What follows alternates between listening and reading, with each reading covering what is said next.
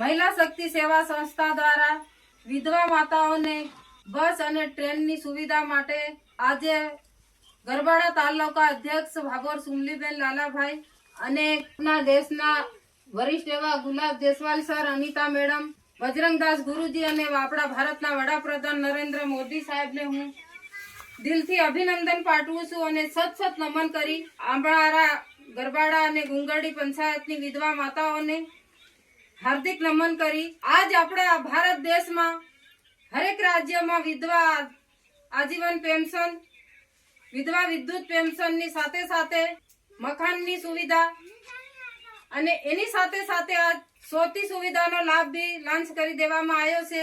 એ બદલ હું ગુલાબ Deswal sir, Anita madam ને ધન્યવાદ પાઠવું છું। અને બીજી એક સંસ્થા કે જે વિધવા માતાઓના નાની ઉંમરમાં વિધવા માતા બની હોય એના બાળકોને શિક્ષણની સુવિધા માટે બી યોજના ચાલુ કરી દેવામાં આવી છે।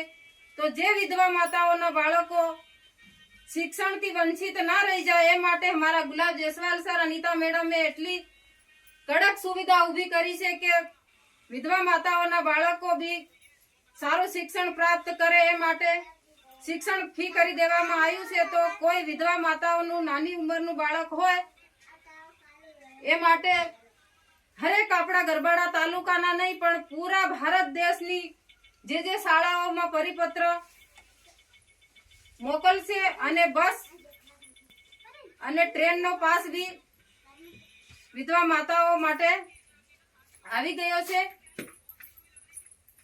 અને બીજું કે આવી સંસ્થા આપણા ભારત દેશમાં કોઈ ઊભી કરી નથી। આ પહેલી વાર આપણા ગુલાબ દેસવાલ સર, અનિતા મેડમે આપણા ભારત દેશની વિધવા માતાઓ માટે એટલું કડક પગલું ભર્યું છે કે વિધવા માતાઓને કેટલી તકલીફ પડે એ વિધવા માતા જાણી શકે, બીજા કોઈને ખબર પડતી નથી। એ માટે વિધવા માતાઓનો સાથ સહકાર અને ગરબાડા તાલુકાના તમામ પદાધિકારીઓના સાથ સહકારથી હું આપણા ગરબાડા તાલુકાના હરેક ગામમાં શિક્ષણ ફી, વિધવા માતાઓનું આજીવન પેન્શન, વીજળી બિલ, બસ અને ટ્રેનનો પાસની સુવિધા પહોંચાડવા હું એક આશા લઈને હું આ ગરબાડા તાલુકામાં કામ કરવા જઈ રહી છું। હર હર મહાદેવ, હર હર મહાદેવ। महिला शक्ति जिंदाबाद, महिला शक्ति जिंदाबाद। देश की